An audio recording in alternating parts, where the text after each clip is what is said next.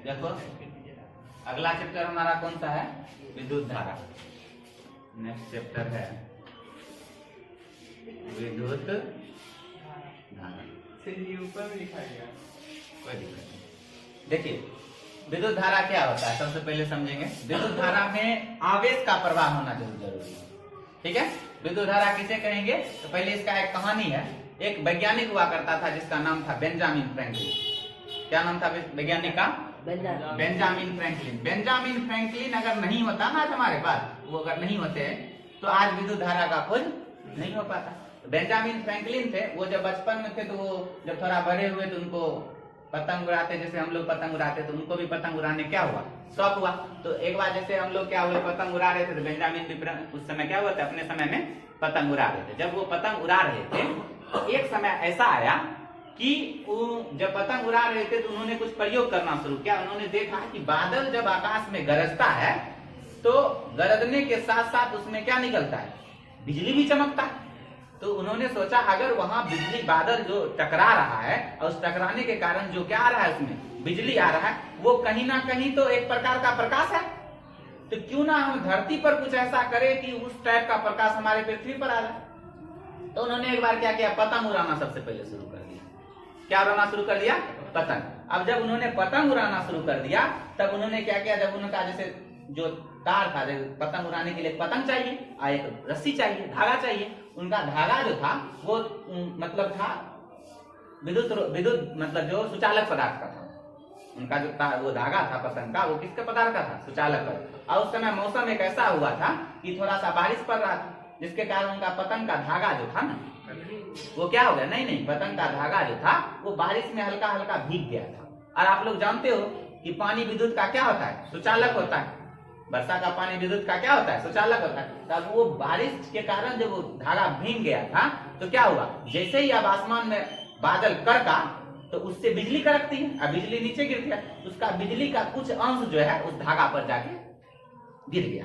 तो वो संजोग की बात है। अब जैसे उस पर गिरा तो उसको झटका मारेगा, आवेश प्रवाहित होगा। उनके हाथ में क्या हुआ, झटका मारा। उनके दिमाग में आया कि हाँ, आवेश को अगर हम कुछ ऐसा करें तो यहाँ पर हमको विद्युत धारा बन सकता है। तो बेंजामिन फ्रैंकलिन ने सबसे पहले क्या किया था, विद्युत धारा के बारे में बताया था, उन्होंने खोज किया था। तो विद्युत धारा तो दो प्रकार का होता है। एक तो होता है कौन सा, एक होता है दिष्ट धारा, और दूसरा कौन सा होता है हुआ, प्रत्यावर्ती धारा।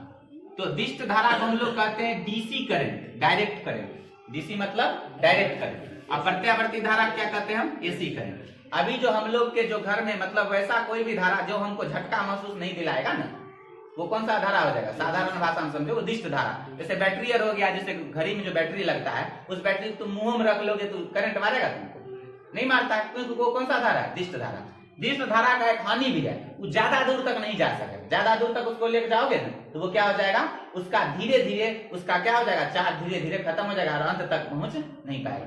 लेकिन प्रत्यावर्ती धारा जो होता है, वो प्रत्यावर्ती धारा क्या होता है, वो यहाँ से लेकर दिल्ली तक भी लेकर जाओगे ना तब भी प्रत्यावर्ती धारा खत्म नहीं होगा। देखो अपना बिजली भारत में बनता है, मतलब भारत में तो बनता है, मतलब बिहार में नहीं बनता, हरिपुर में बिजली नहीं बन रहा है। कहाँ से बिजली आता है और तब जाके हरिपुर में आता है। इतना दूर से विद्युत धारा ट्रेवल होकर आ रहा है, फिर भी हमको विद्युत धारा मिल रहा है। तो कौन सा विद्युत धारा मिल रहा है, प्रत्यावर्ती धारा। और प्रत्यावर्ती धारा में ही हमको झटका महसूस होता है। किसमें झटका महसूस होता है, प्रत्यावर्ती। इन्होंने कौन सा धारा खोज किया था, दिष्ट धारा का। दिष्ट धारा का ही खोज कर लिए तो तब एक वैज्ञानिक आया था जिसका नाम था निकोलस टेस्ला।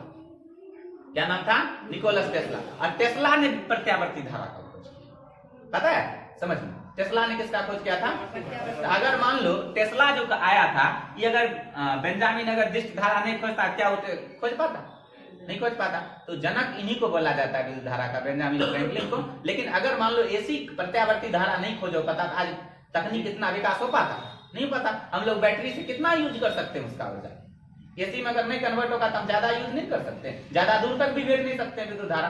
तो इसके कारण इसको खोज किया गया।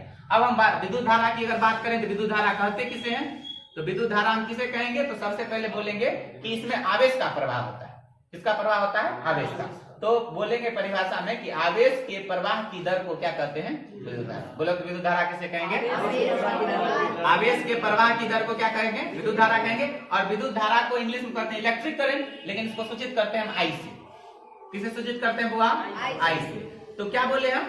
आवेश के प्रवाह की दर को विद्युत धारा कहते हैं। आई बराबर, क्या विद्युत धारा बराबर हम लिख सकते हैं आवेश बटा समय? नहीं लिख सकते हैं। विद्युत धारा बराबर क्या लिख सकते हैं? बोलो, विद्युत धारा बराबर क्या लिख सकते हैं बुआ? आवेश बटा समय। अब विद्युत धारा को हम किससे सूचित करते हैं? आई से। आई आवेश को किससे सूचित करते हैं? क्यू से। किससे सूचित करते हैं? और समय को किससे सूचित करते हैं? टी से। तो फार्मूला बन जाता है हमारा आई बराबर क्यू बटे टी। कोई दिक्कत? तो विद्युत धारा का सूत्र क्या हो जाता है? विद्युत धारा बराबर आवेश बटा समय, या इंग्लिश में बोलोगे शॉर्ट फॉर्म में आई बराबर क्यू बटे टी होता है। अब आवेश का ऐसा मात्रक क्या होता है? कूलम। क्या होता है बुआ? कूलम। और समय का ऐसा मात्रक होता है सेकेंड। क्या होता है बुआ? सेकेंड। तो बताओ आवेश विद्युत धारा का ऐसा मात्रक क्या होगा? कूलम प्रति सेकंड। ठीक है, लेकिन एक वैज्ञानिक के सम्मान में इसका नाम एम्पियर भी रख दिया गया था, इसलिए विद्युत धारा का दूसरा ऐसा मात्रक क्या होता है? एम्पियर। कोई दिक्कत इसमें? तो ये ऑब्जेक्टिव क्वेश्चन आप लोगों को पूछेगा कि विद्युत धारा का ऐसा मात्रक क्या होता है? कूलम प्रति सेकंड। दूसरा ऐसा मात्रक क्या होता है अपना? क्या होता है? एम्पियर होता है। अगला है हमारा नेक्स्ट टॉपिक, विद्युत धारा बहने के लिए हमको कोई पदार्थ का ज्ञान होना चाहिए कि किस पदार्थ में विद्युत धारा बहेगा। उस पदार्थ का ज्ञान होने के लिए पदार्थ 3 प्रकार का होता है। पदार्थ कितने प्रकार का हो जाता है विद्युत धारा से रिलेटेड? 3 प्रकार का। नहीं पदार्थ बोल रहे हैं आवेश में। ठीक है, तो 3 प्रकार का पदार्थ होता है। एक होता है हमारा चालक पदार्थ। कौन सा पदार्थ होता है बुआ? चालक पदार्थ। दूसरा कौन सा होता है? अचालक पदार्थ। तीसरा कौन सा होता है? अर्धचालक पदार्थ। कोई दिक्कत? चालक मतलब जिसमें आवेश चल सके, आवेश का प्रवाह हो सके। तो वैसा पदार्थ जिसमें आवेश का प्रवाह आसानी से हो सके, उसमें चल सके, उसे क्या कहेंगे? चालक पदार्थ। जैसे मान लो लोहे का कोई टुकड़ा है। अब इसमें हम आवेश को, अगर क्यू आवेश को बढ़ाएंगे, अगर ये आवेश यहाँ से यहाँ तक, कोई भी ऐसा पदार्थ है, मान लो कोई भी ऐसा पदार्थ है, जरूरी नहीं लोहे, दुनिया का कोई भी ऐसा पदार्थ जिसमें आवेश एक जगह से दूसरे जगह ट्रेवल अगर कर जाए, एक जगह से दूसरे जगह आसानी से चला जाए, उसको हम कौन सा पदार्थ कहेंगे? ठीक है, हमारे अंदर हमारा शरीर भी तो एक प्रकार का चालक पदार्थ है। हमारे शरीर में अगर करंट लगाएगा तो हमको करंट नहीं लगेगा? लगेगा ना। हमारा शरीर भी क्या है? चालक पदार्थ। तो चालक पदार्थ का जैसे क्या हो जाएगा बताओ? आयरन मतलब लोहा, मनुष्य का शरीर, और क्या हो जाएगा बताओ? पृथ्वी है कि नहीं? चालक पदार्थ। पृथ्वी भी है, पृथ्वी भी एक प्रकार का क्या है? चालक पदार्थ। और एक क्वेश्चन बताओ, दुनिया का ऐसा कौन सा पदार्थ है जो सबसे ज्यादा चालक पदार्थ?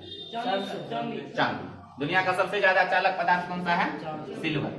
मतलब सबसे ज्यादा करंट किसमें लगेगा तुमको? चांदी में लगेगा। ठीक है, दूसरा कौन सा पदार्थ है? अचालक पदार्थ। अचालक पदार्थ किसे कहेंगे? जिसमें अचालक, अ मतलब नहीं, चालक मतलब चल सके, जिसमें आवेश आसानी से नहीं जा सके, मतलब जिसमें आवेश का प्रवाह बिल्कुल नहीं हो, उसे हम क्या कहेंगे? अचालक।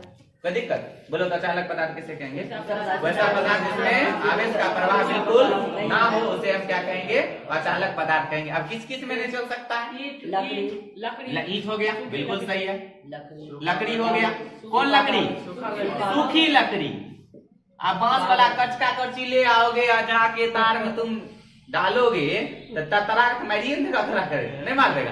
तो सूखी लकड़ी क्या हो जाता है? हमारा अचालक पदार्थ। लेकिन अगर मान लो ईंट भी है, ईंट है हमारा अचालक पदार्थ, लेकिन ईंट को अगर पानी में तुम भिगा के ले आओगे तो करंट नहीं मारेगा? मारबे करेगा, क्योंकि पानी, ईंट में क्या लगा होगा? पानी। पानी होता है विद्युत का चालक पदार्थ, लेकिन शुद्ध पानी विद्युत का कुचालक होता है। शुद्ध जल विद्युत का क्या होता है? कुचालक होता है। और पानी क्या होता है? विद्युत का चालक होता है। ये बात याद रखिएगा। अर्धचालक किसे कहते हैं? अर्ध मतलब आधा, अर्ध मतलब आधा, मतलब वैसा पदार्थ जिसमें आवेश का प्रवाह तो हो लेकिन चालक से कम हो और अचालक से ज्यादा हो, तभी तो आधा होगा। जिसमें विद्युत धारा का प्रवाह किससे कम हो? चालक से कम हो और अचालक से ज्यादा हो, उसे क्या कहेंगे? अर्धचालक पदार्थ। इसमें कौन कौन सा आ जाएगा? Silicon, germanium. आपको पढ़ाए भी थे कि सिलिकॉन का उपयोग, वो जो सोलर जो प्लेट होता है उसमें सिलिकॉन का प्रयोग किया जाता है, वो एक प्रकार का क्या है? हमारा अर्धचालक है। तो ये हमारा टॉपिक हो गया। अब हमारा नेक्स्ट टॉपिक है विद्युत विभव। क्या टॉपिक है हमारा? विद्युत मतलब क्या हुआ? क्या हुआ? जर्मेनियम एग्जाम्पल है, सिलिकॉन और जर्मेनियम। अब है विद्युत विभव। विद्युत विभव को हम सूचित करते हैं V से। ठीक है। तो अगर किसी चालक पदार्थ में जितना कार्य होता है, किसी चालक में जितना कोई कार्य होता है, तो कार्य होता है तो कार्य लिखेंगे कि नहीं, किसी चालक पदार्थ में किया गया कार्य, और किसके अनुपात को कहते हैं विद्युत विभव, किया गया कार्य और आवेश में, किसको कहेंगे आवेश, समय में। समय तो उसमें हो गया पूरा I बराबर Q बटे T, वो तो समय किसमें अनुपात होता है, लेकिन विद्युत विभव में क्या होता है, किसी चालक पदार्थ में जितना कार्य होता है और उसमें जितना आवेश होता है, उसी के अनुपात को क्या कहते हैं, विद्युत आवेश। तो विद्युत आवेश बराबर सूत्र क्या हो जाता है, कार्य बटा आवेश। मतलब विद्युत विभव को सूचित किससे करते हैं, V से। V बराबर सूत्र हो जाएगा W बटे Q। W मतलब वर्क, वर्क को सूचित करते हैं W से, कार्य हो गया। आवेश को किससे सूचित करते हैं, बताए थे ना यहाँ पर, Q से। V बराबर सूत्र क्या हो गया, W बटे Q। कोई दिक्कत। अब देखो W मतलब कार्य, कार्य का ऐसा मात्रक क्या होता है, जूल, और आवेश का ऐसा मात्रक क्या होता है, कूलम। तो विद्युत विभव का ऐसा मात्रक जूल प्रति कूलम। विद्युत विभव का ऐसा मात्रक क्या हो गया, देखो याद करे वाला बात नहीं ना, बस इससे सेट करो। कार्य का ऐसा मात्रक जूल और आवेश का ऐसा मात्रक कूलम। तो विद्युत विभव का ऐसा मात्रक जूल प्रति कूलम। दूसरा, जिस तरह विद्युत धारा का ऐसा मात्रक सम्मान के तौर पर एम्पियर भी रखा गया था, तो इसके नाम पर भी तो किसी के नाम पर रखा गया था, एक वैज्ञानिक था जिसका नाम अलेसांद्रो वोल्टा। उसी के सम्मान पर विद्युत विभव का भी ऐसा मात्रक क्या रखा गया, वोल्ट रखा गया। इसका दूसरा ऐसा मात्रक क्या हो जाता है, कोई दिक्कत। दो चीज समझ में आ गया, क्या क्या हमको पहले तो पढ़ लिए हम लोग आवेश, विद्युत धारा क्या होता है, फिर पढ़ लिए क्या हम की पदार्थ क्या होता है, क्या प्रकार पदार्थ होता है, तीन प्रकार, चालक पदार्थ, अचालक पदार्थ, अर्धचालक पदार्थ। फिर हम लोग क्या पढ़ लिए, विद्युत विभव। विद्युत विभव का फॉर्मूला क्या होता है, V बराबर W बटे Q, और दूसरा क्या होता है, इसका ऐसा मात्रक क्या होता है, जूल प्रति कूलम, और दूसरा क्या होता है, वोल्ट। कोई दिक्कत यहाँ तक, आगे बढ़े। विद्युत विभव के बाद हमारा नेक्स्ट टॉपिक क्या है, विद्युत विभव कैसा मात्रक पढ़ लिया। और कभी कभी पूछ देता है कि 1 वोल्ट किसके बराबर होता है ना, अभी तुरंत पढ़े थे ना कि विद्युत विभव जो है V बराबर सूत्र क्या था, W बटे Q। विद्युत विभव का ऐसा मात्रक क्या था, वोल्ट। तो 1 वोल्ट जो होता है, या कार्य का ऐसा मात्रक क्या था, जूल, 1 जूल, और आवेश का ऐसा मात्रक कूलम, मतलब 1 कूलम। 1 वोल्ट बराबर ये भी पूछ देता है कभी कभी कि 1 जूल बटे 1 कूलम बराबर कितना होता है, वोल्ट। अगर मान लो किसी तार में 1 जूल का कार्य, 1 कूलम आवेश बहने में, 1 कूलम आवेश को चलने में 1 जूल अगर उसको लगता है, तो कितना वोल्ट जनरेट होगा, वो 1 वोल्ट। बात है समझ में। अगर 1 कूलम आवेश बह रहा है, 1 जूल 1 कूलम आवेश बहेगा, तो काम करने में कुछ क्षमता लगेगा उसका कार्य, और उसका कार्य कितना होगा, 1 जूल का कार्य, और इस दोनों को भाग दोगे तो क्या हो जाएगा, 1 वोल्ट के बराबर होगा। अर्थात 1 वोल्ट किसके बराबर होता है, 1 जूल प्रति 1 कूलम के बराबर होता है। इसमें किसी की दिक्कत नहीं। अब आगे देखिए, हमारा नेक्स्ट टॉपिक है इससे विभवांतर। ठीक है, कुछ नहीं है विभवांतर, क्या है बुआ, विभवांतर। अब मान लिया कोई तार है, यहाँ पर एक पॉइंट है, एक पॉइंट है, ठीक है, यहाँ भी विद्युत विभव जनरेट होगा, VA। मान लो एक पॉइंट है, यहाँ पर विद्युत विभव VA जनरेट, तो विद्युत विभव को किससे सूचित करते थे, V से। और मान लो एक पॉइंट A भी है, यहाँ पर इस पॉइंट को क्या मान लिया, B। आप A B C D X Y कुछ भी मान सकते हो, ये VA है, ये क्या है बुआ, VB। अब विभवांतर, इसको संधि विच्छेद करो तो क्या हो जाएगा बताओ, विभव प्लस अंतर। तो परिभाषा तो बना ही सकते हो ना कि विभवों के अंतर को क्या कहेंगे, विभवांतर। याद करने की जरूरत नहीं। विभव प्लस अंतर मतलब विभवों के अंतर को विभवांतर, मतलब VA माइनस VB बराबर विभवांतर।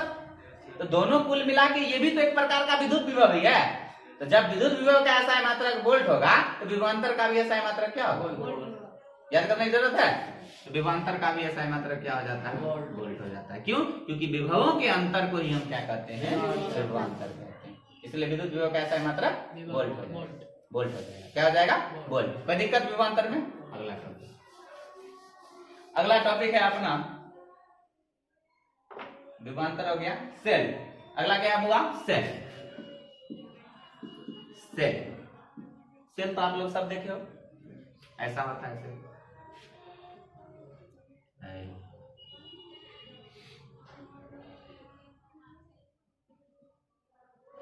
ठीक, यहां से कहीं पिचका रहता है, ऐसा रहता है, ऐसे सेल रहता है। अब यहाँ कंपनी लिख देता है अपना, निप्पो कंपनी की बैटरी है, ठीक। तो अब ये देखो, इसमें किसी भी बैटरी में दो टर्मिनल होता है। कितना टर्मिनल होता है? दो। एक तो पॉजिटिव टर्मिनल, एक निगेटिव टर्मिनल, मतलब एक धन ध्रुव एक ऋण ध्रुव।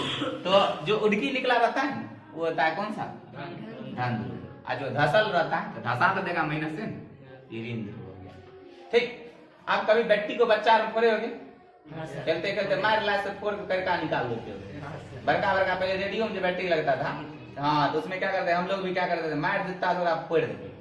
तो उसको फोड़ोगे ना तो एक अंदर में छड़ निकलेगा, और छड़ के चारों तरफ काला काला काला काला पदार्थ भरा रहता है। ठीक है, तो उसके अंदर वो जो काला काला पदार्थ है वो क्या? रसायन है। क्या है? रसायन है। उसके अंदर रसायन रहता है, केमिकल रहता है, जो तुम्हारा जैसे इस बैटरी में एसिड रहता है, उसका रहता है एबोनाइट का छड़ रहता है उसके अंदर, और आवेश दिया रहता है, वही क्या करता है? विद्युत धारा को कन्वर्ट करता है। इसके अंदर क्या रहता है? रसायन रहता है। छड़ किसका रहता है? एबोनाइट का। ठीक है, अब रसायन इसमें रहेगा। अब बैटरी का मुख्य उद्देश्य क्या है? विद्युत धारा देना। अभी आपको पढ़ाए थे उस समय की विद्युत धारा दो प्रकार का होता है, एक उद्दिष्ट धारा, एक प्रतिवर्ती धारा। तो इस बताइए विद्युत धारा में करंट में झटका लगेगा हमको? नहीं, कि कौन सा धारा होगा? मतलब पहला ऑब्जेक्टिव तो ये क्लियर हो गया ना कि विद्युत सेल जो होता है वो कौन सा धारा हमको देता है? उद्दिष्ट धारा। मतलब उसको अगर हम छुओ लेंगे तो हमको करंट नहीं मारेगा। और उसके अंदर भरा क्या रहता है? रसायन। देता क्या है हमको? विद्युत धारा। तो परिभाषा बन गया, वैसा यंत्र या वैसा पदार्थ, ये यंत्र है ना एक प्रकार का, वैसा यंत्र जो रासायनिक ऊर्जा को विद्युत ऊर्जा में परिवर्तित कर दे उसे क्या कहते हैं? सेल। सेल किसे कहेंगे? वैसा यंत्र जो क्या करे? रासायनिक ऊर्जा को किस ऊर्जा में बदल दे? विद्युत ऊर्जा में बदल दे, उसे हम क्या कहते हैं? सेल। ठीक है, ये एक सेल हुआ, लेकिन टॉर्च में 2-3 गो सेल लगता है। ठीक है, अब एक यहाँ लग गया, एक यहाँ लग गया, अब फिर मन नहीं हुआ तो और लगा दे। 300 लिया बैटरी, पहले बच्चा चलता था 300 लिया, बुरबार लेगा गाची मारता था। ठीक है, तो 3 गो बैटरी लग गया। जब 3 गो सेल को जोड़ दोगे तो सेल का समूह हो गया, और उसी जब सेल जब ग्रुप में आ जाता है तो उसी को कहते हैं बैटरी। तो बैटरी किसे कहेंगे? बोलो। सेलों के समूह को बैटरी कहते हैं। सेलों के समूह को ही हम क्या कहेंगे? बैटरी कहेंगे। और इसका खोज किसने किया था?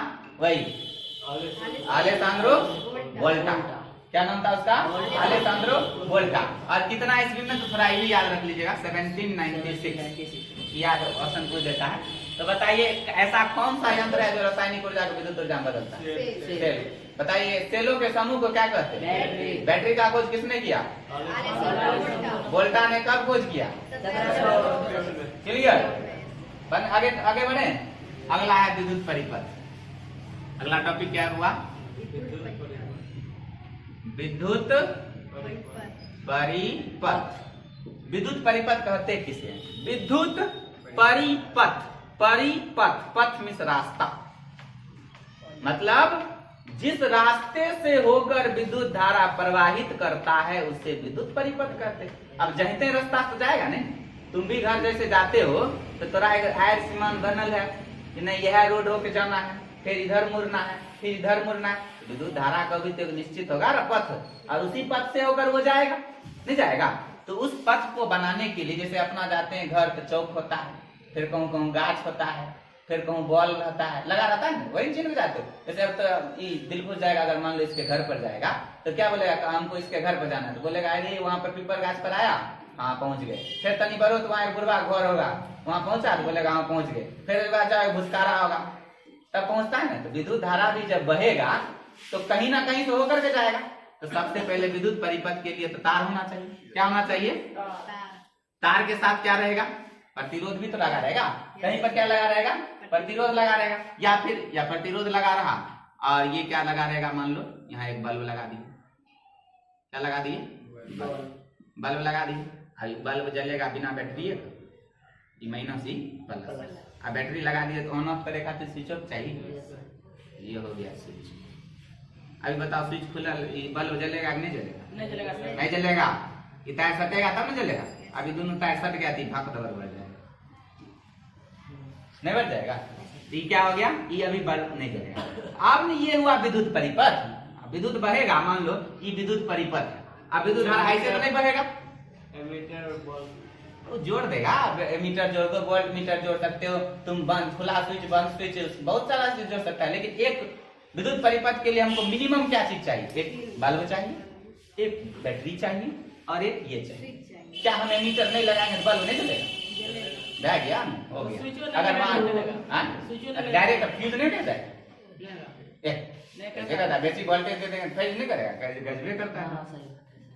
अब देखो ये हो गया। तो अब विद्युत धारा जो इसमें बहेगा एक निश्चित पथ से होकर गुजरेगा, इसी को तो क्या कहेंगे? विद्युत परिपथ। जिस पथ से होकर विद्युत धारा बहती है या प्रवाहित होती है उसी को हम क्या कहते हैं? विद्युत परिपथ कहते हैं। कोई दिक्कत है? विद्युत परिपथ को कौन कौन पूरा किया? ये रजिस्टर पूरा किया जिसको प्रतिरोध कहते हैं, बल्ब पूरा किया, तार पूरा किया, ये तार है, स्विच पूरा किया और ये बैटरी। अब इसी का प्रतीक होता है। एग्जाम क्वेश्चन घुमा के दे, ये चिन्ह बना देगा, बोलेगा किसका प्रतीक है? बोलोगे सेल का प्रतीक। ये चिन्ह बना देगा, बोलेगा किसका प्रतीक है? स्विच। लेकिन कौन सा स्विच? बंद स्विच। ऐसे करके ऐसे करके अगर ये स्विच बना दिया तो खुला स्विच। ये चिन्ह बना दिया तो किसका चिन्ह है? ये ऐसा चिन्ह बना बोलेगा किसका चिन्ह है? प्रतिरोध का चिन्ह। ये बना देगा, बोलेगा किसका चिन्ह है? बल्ब का चिन्ह। और भी बहुत प्रतिरोध होता है, परिपथ होता है। अब जैसे ए लिख दिया, इन्हें खींच दिया, क्या चिन्ह है? एमीटर का चिन्ह। ए हटा के भी लिख दिया, क्या चिन्ह है? वोल्टमीटर। नहीं ऐसे पूछेगा। और कुछ पूछ सकता है? पलग उलग पूछ देता है ना, ऐसे ऐसे वाला पलग नहीं देखा? मेल फीमेल वाला पलग, ऐसे वाला ये पूछ दिया। क्या है? पलग। जोड़ देंगे तो बंद पलग है, खुला पलग हो जाए। ये सब विद्युत परिपथ का क्या है? ऑब्जेक्टिव में क्वेश्चन आ जाएगा, कोई दिक्कत इसमें? अब अगला टॉपिक है अपना विद्युत धारा हो गया, अमीटर और वोल्टमीटर। अगला टॉपिक क्या है हमारा? एमीटर और वोल्टमीटर। ये समझ लेते हैं। एमीटर और दूसरा क्या है? वोल्टमीटर।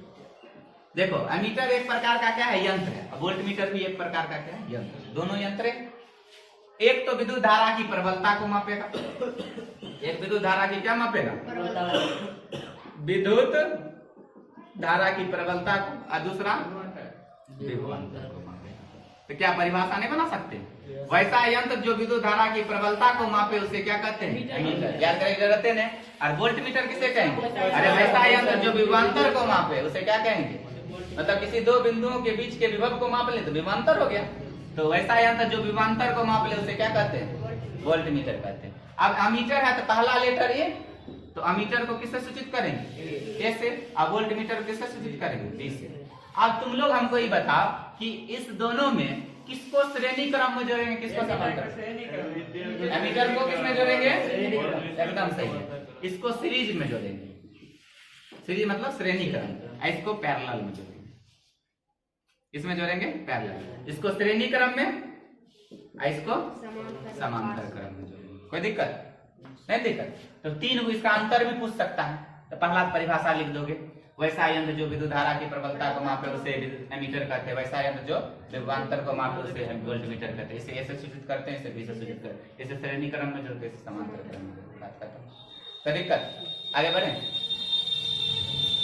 अमीटर वोल्टमीटर में कोई दिक्कत नहीं। अब अगला नियम जो है सबसे इंपोर्टेंट है ओम का नियम ना। अगला क्या है? ओम का नियम। जर्मन वैज्ञानिक। हाँ जर्मन वैज्ञानिक। जर्मनी कौन था बताओ इतिहास में? आदमी नहीं, जर्मन के एगो था मुच्छर, बहुत तानाशाह शासक। हिटलर था। कौन था? किसने? मुच्छर था। उनका नियम लिखेगा हिटलर। वैसे नियम बड़ा हिटलर नियम है ना। इन्हें होता तो बहुत सारा यंत्र नहीं चलता। जितना भी हमारा छोटा मोटा ये बल्ब चल रहा है, पंखा चल रहा है, सब ओम एक नियम पर चल रहा है।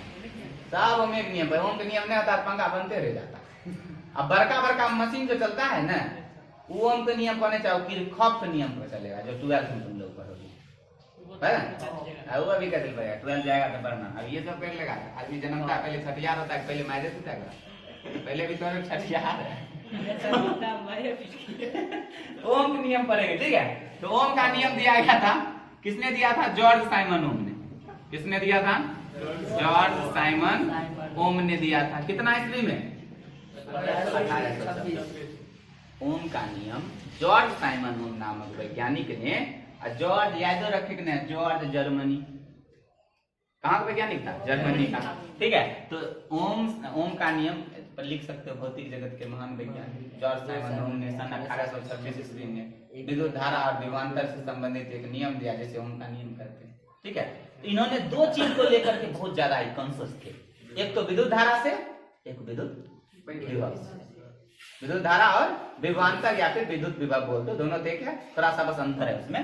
इस दोनों से संबंधित उन्होंने क्या दिया, एक नियम दिया। किससे?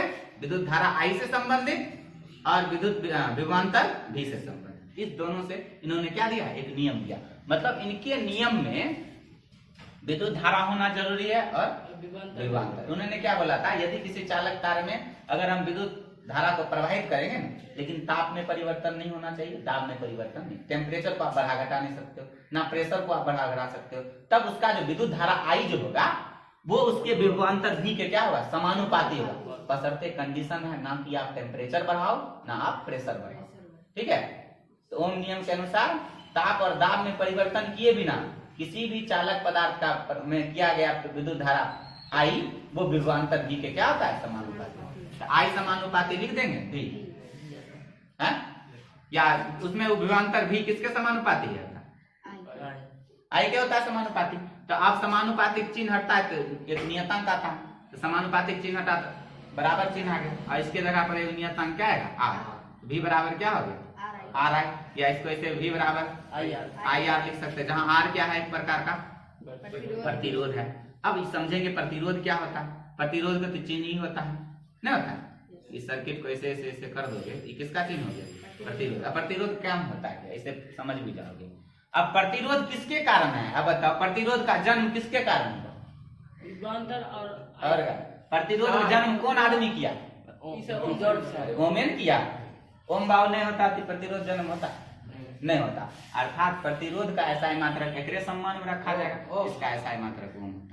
देखो याद करने की जरूरत है, प्रतिरोध कैसा है मात्रक क्या होता है, ओम। अभी कुछ काम करेगा, अब आर आया है तो कुछ न कुछ करेगा।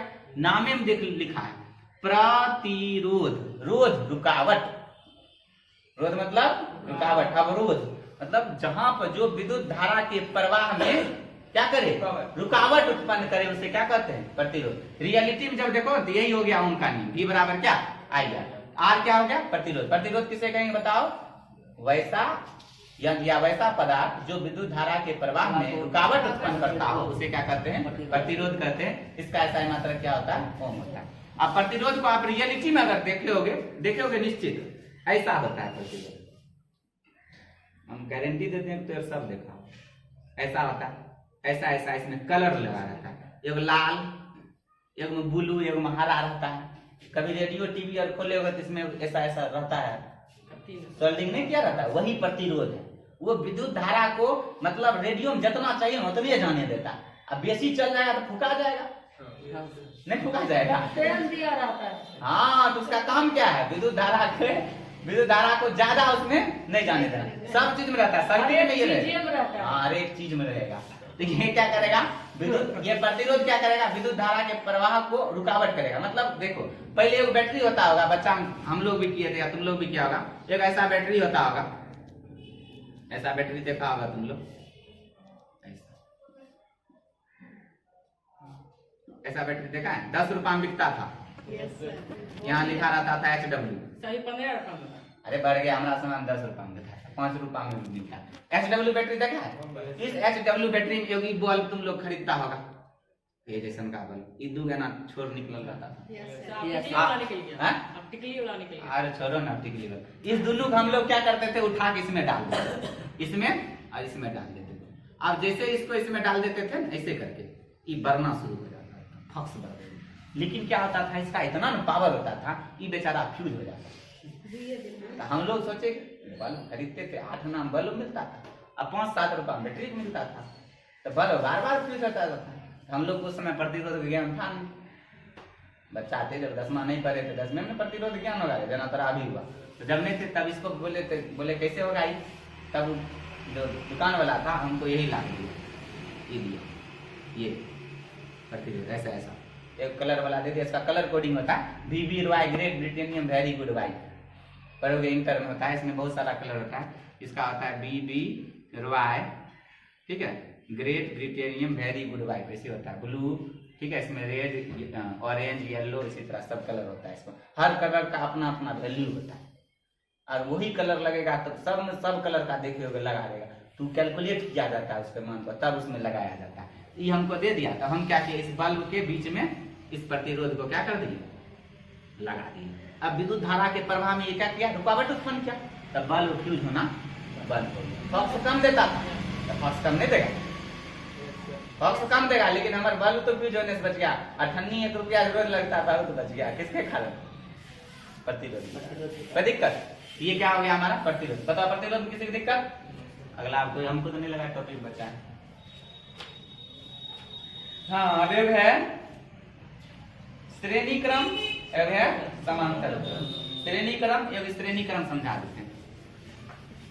वैसे श्रेणी क्रम का सूत्र जान लो, होता है R बराबर होता है, क्या होता है सूत्र, R बराबर R1 plus R2 plus R3 plus, चलो चलो चलो जत्या जाएगा। अब R3 सीरीज, ये क्या है, श्रेणी क्रम। ये कौन सा क्रम है, श्रेणी। श्रेणी क्रम, श्रेणी मतलब लगातार, श्रेणी मतलब लगातार। अब ये जो प्रतिरोध जोड़ेंगे उसको हम किसमें जोड़ेंगे, थोड़ा जगमोहन है ना, जोड़ सकते हैं जबरदस्ती में, हम कम से कम 3 को जोड़ देते हैं। ये पहला प्रतिरोध है तो नाम क्या दे दिए, R1, इसका दूसरा प्रतिरोध R2, इसका तीसरा प्रतिरोध है R3। कोई दिक्कत, यहाँ पर एक बैटरी लगा दिए, ठीक, ये माइनस प्लस माइनस प्लस, दो बैटरी लगा है, बेसिन पावर चाहिए था नहीं, इधर दे दिए, इधर ये हो गया तुम्हारा, ठीक। अरे स्विच हो गया, अब दे दो, कोई दिक्कत नहीं, जोड़ दो इसको, ठीक है। अब इसमें हम क्या करेंगे, इसका ये चित्र हो गया। अब इसमें विद्युत धारा I बहेगा, क्या विद्युत धारा बहेगा, I। अब यहाँ से विद्युत धारा क्या चलेगा, I चलेगा। अब I विद्युत धारा यहाँ चलेगा, R1 में जाएगा, तो इस बिंदु और इस बिंदु के बीच में विभवांतर V1 जनरेट होगा कि नहीं, यहाँ पर क्या जनरेट हो जाएगा, V1। यहाँ पर कौन सा जनरेट हो जाएगा, V2। यहाँ पर कौन सा जनरेट हो जाएगा, V2। अभी हम आप लोग को क्या पढ़ाए, ओम का नियम पढ़ाए है ना, है? अब ये देखो, पहले प्रतिरोध में पहला विभवांतर प्राप्त हुआ, विभव या विभवांतर, या दूसरे प्रतिरोध में दूसरा V2 प्राप्त हुआ, और तीसरे प्रतिरोध में तीसरा V3 प्राप्त हुआ। और हम अभी आपको यहाँ पर लिखोगे क्या, ओम के नियम से।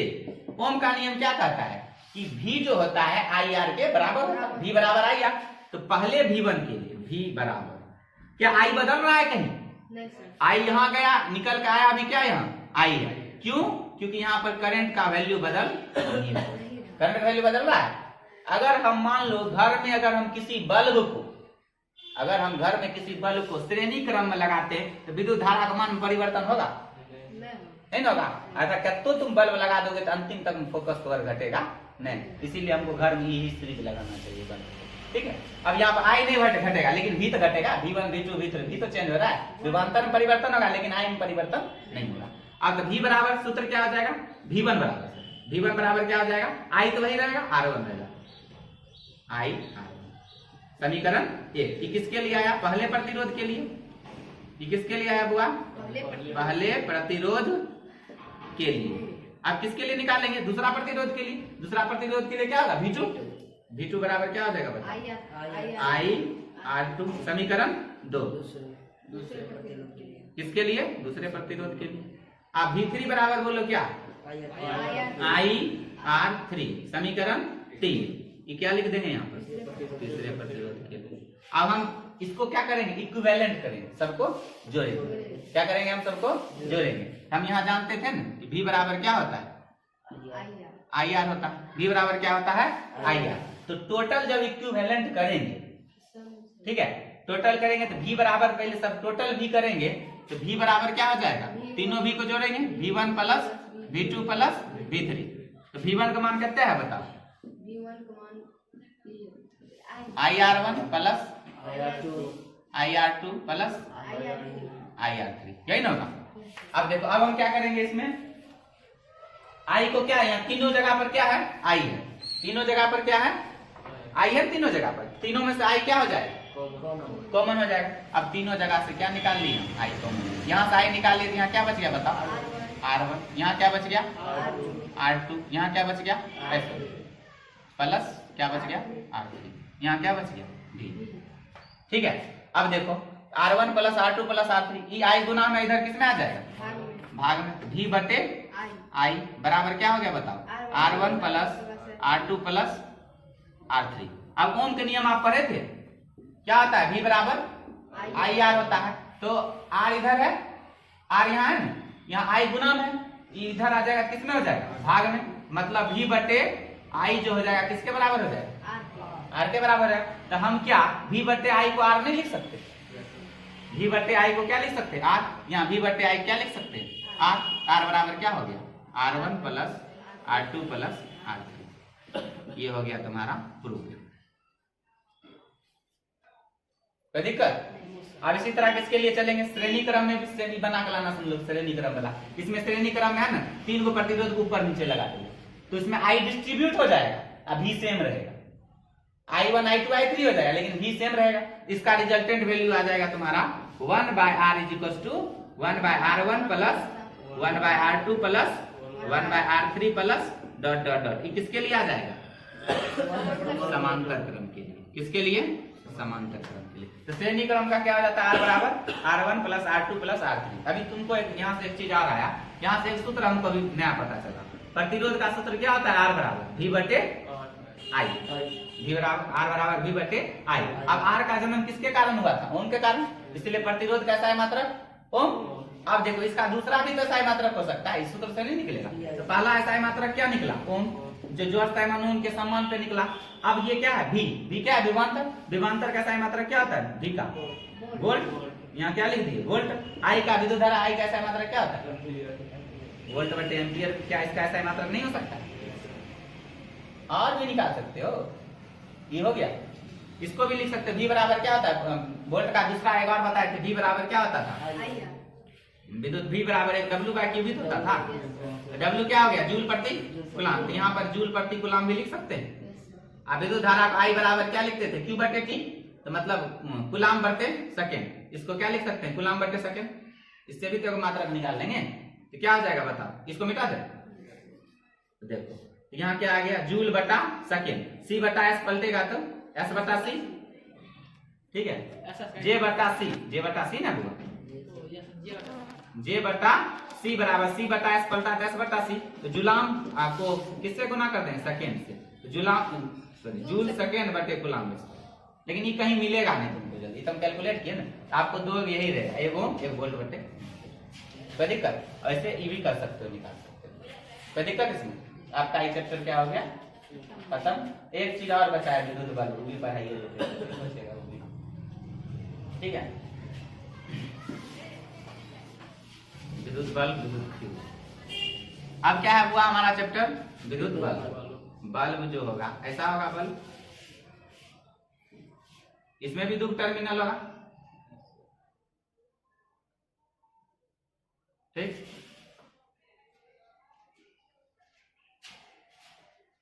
यहां से ये क्या है बताओ, फिलामेंट, ठीक है, टंगस्टन है।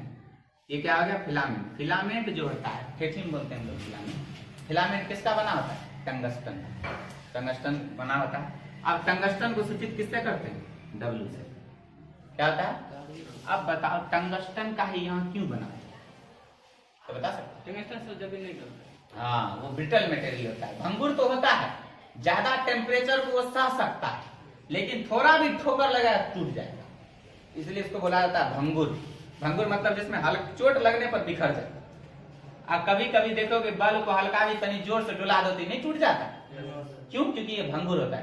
टंगस्टन जो होता है वो क्या होता है, भंगुर होता है। और इसका टेम्परेचर कितना सह सकता है ये बताओ, 2700 से 3400 या 3500 डिग्री सेल्सियस तक, ये इतना टेम्परेचर रहेगा। तो विद्युत बल्ब क्या होता है, यहाँ पर हम क्या देते, विद्युत बल्ब में हम क्या देंगे तो विद्युत बल्ब जलेगा, विद्युत धारा देंगे। विद्युत बल्ब में क्या देंगे, वोल्टेज देंगे, विद्युत धारा देंगे तो क्या जलेगा, प्रकाश जलेगा।